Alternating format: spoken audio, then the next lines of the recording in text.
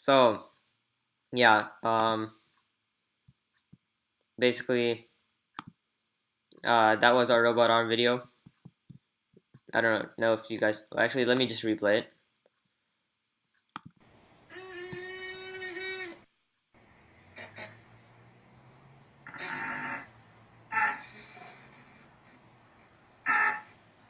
Up, down. There it is. Okay, so this cost $600 or so to make, and it was kind of complicated. So I'm not sure if you guys will actually be making something like this, but um, yeah, robot arm is an extremely hard event, but it's also really fun.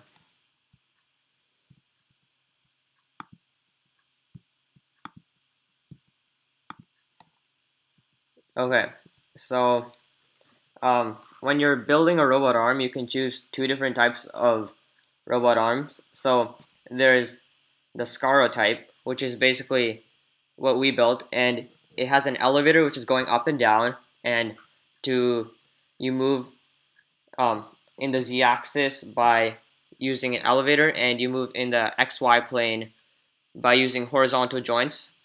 But in a kinematic arm, you actually use multiple joints. It's more like a conventional robot arm, um, and you use the first joint to control height. Okay. So when considering how to build your robot arm, there's multiple ways you can build it. We built it out of machine parts. For that, you usually need to know how to use like a 3D design software like SolidWorks or Autodesk or something.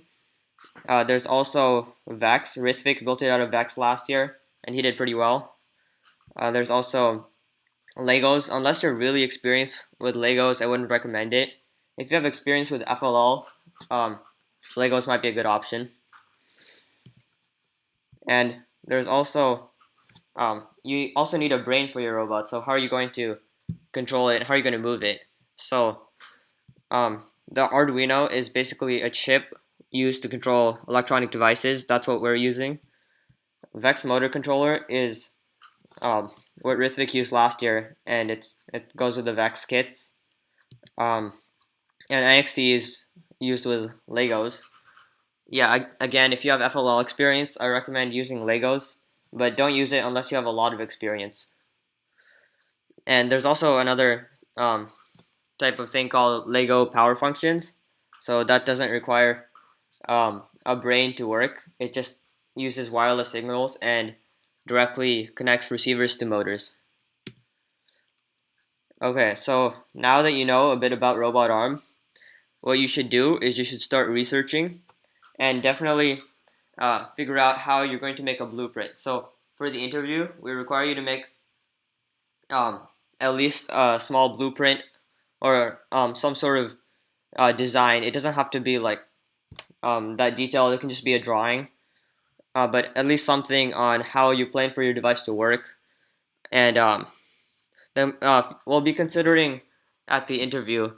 We'll be considering multiple things, but mainly these three things: the quality of your design, and like how much time you put into it. That's actually the main consideration because if you put this event is very time consuming, so it's actually probably one of the most time consuming events in Science Olympiad, but it's also really fun. So um, we look for the amount of time and effort you're willing to put in, and prior knowledge and experience is very useful. So when Hari and I did this event last year, um, I knew how to use Arduino and I knew how to code, and Hari knew how to CAD and machine parts. So then that's how we were able to build the arm that we have now.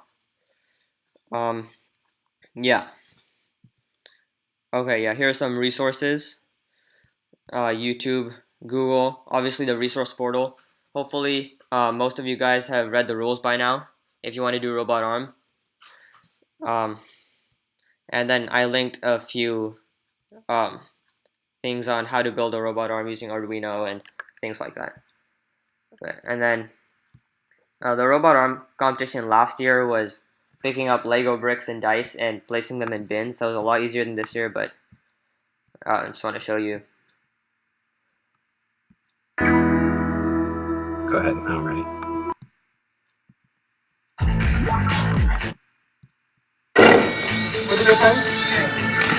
Yeah, this team is obviously very advanced, but yeah, I think I got first place in regionals.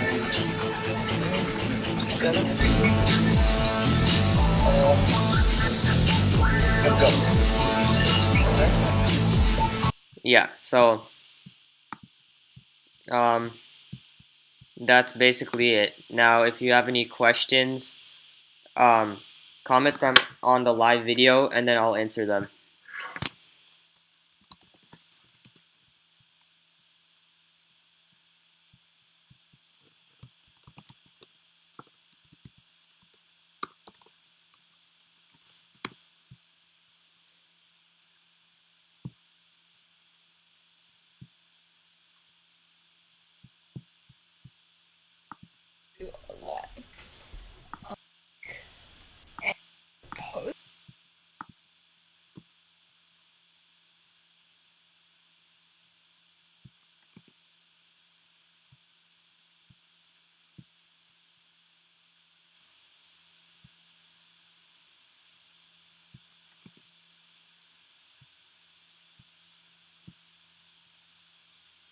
Is there just one arm, or can there be multiple?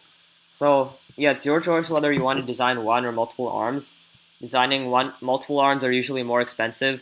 Is there just one arm, or can there be multiple? So yeah, it's your choice whether you want to design one or multiple arms. Designing multiple arms are usually more expensive. Is there just one arm, or can there be multiple? So yeah, it's your choice whether you want to design one or multiple arms.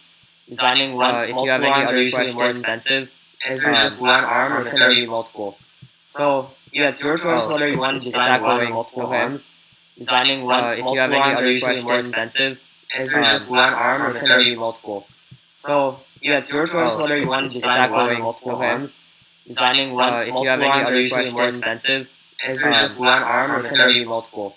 So yeah, it's your choice whether you want to design one or multiple arms. Designing multiple arms are usually more expensive. Is there just one arm, or can there be multiple? So yeah, it's